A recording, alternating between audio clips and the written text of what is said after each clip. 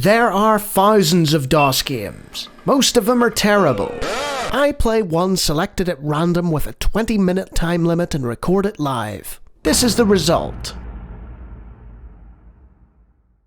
It's October 31st, 1938. The time is 7:30, the sun has just set, but there's still a bit of light to see by for now. You were on your way to meet your friends for tricks or treats when you took a shortcut down a lonely alley where the houses lean dangerously and their roofs sag deeply in the middle. Most of the windows are dark, but there are a few that glow a dim yellow, suggesting inhabitants. You want to ask directions, but a wooden fence blocks your way on one side, a tall brick wall on the other. You have nowhere else to go but ahead to the north, towards the darkest and tallest house of them all. There are no lights in that one, and it seems to be leaning toward you as if in eager anticipation.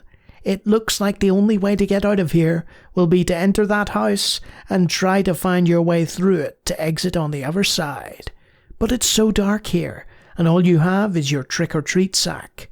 You look around and the wind suddenly blasts you with an unnatural chill. Do you want to continue?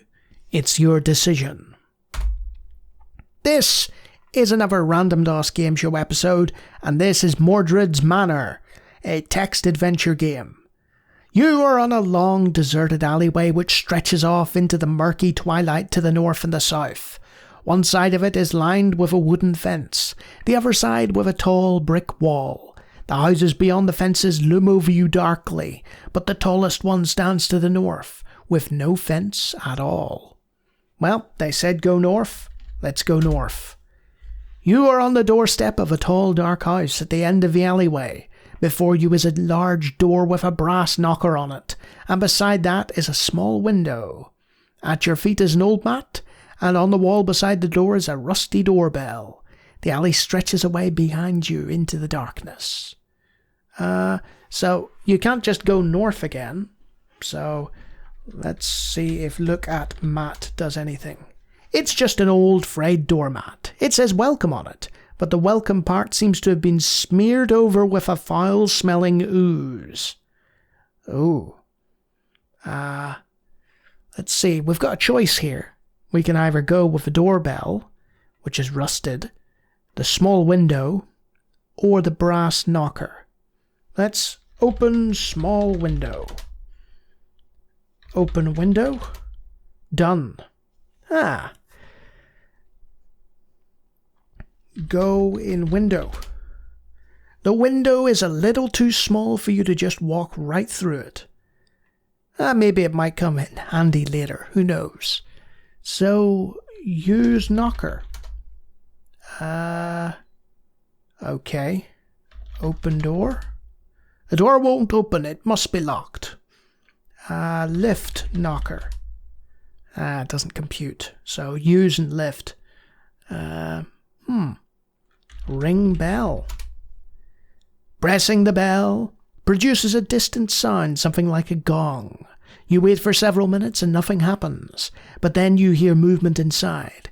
There's a click on the other side of the door as it's unlocked, and then slowly with a loud creak the door opens inward. It's dark inside, and you can't be sure of what you see, but then suddenly a huge black hand reaches from the dark, dripping with slime and ooze, and grabs you by the head, pulling you into the house and closing the door behind you. And nobody ever sees you, ever again. Wow. So it killed us immediately for ringing the bell. I think we should have gone with the knocker, or perhaps the window somehow. But that's Mordred's Manor. What is it? I mean, I barely touched on it, but it looks like an interesting little text adventure with a sort of spooky, macabre horror atmosphere, reminiscent of, those classic Hammer horror movies, or even further back, to the famous monster horror movies. And it's descriptive, it's fairly well written, and if you're a fan of horror text adventure games and you want another that will quite happily kill you immediately, then this is definitely up your alleyway.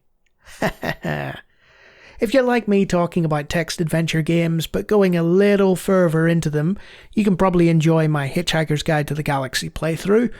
And I do graphical stuff as well. Hundreds of other videos. Feel free to check them out. And if you like what you see there, you can subscribe. But I'm dead, and nobody will ever see me again. Until next time.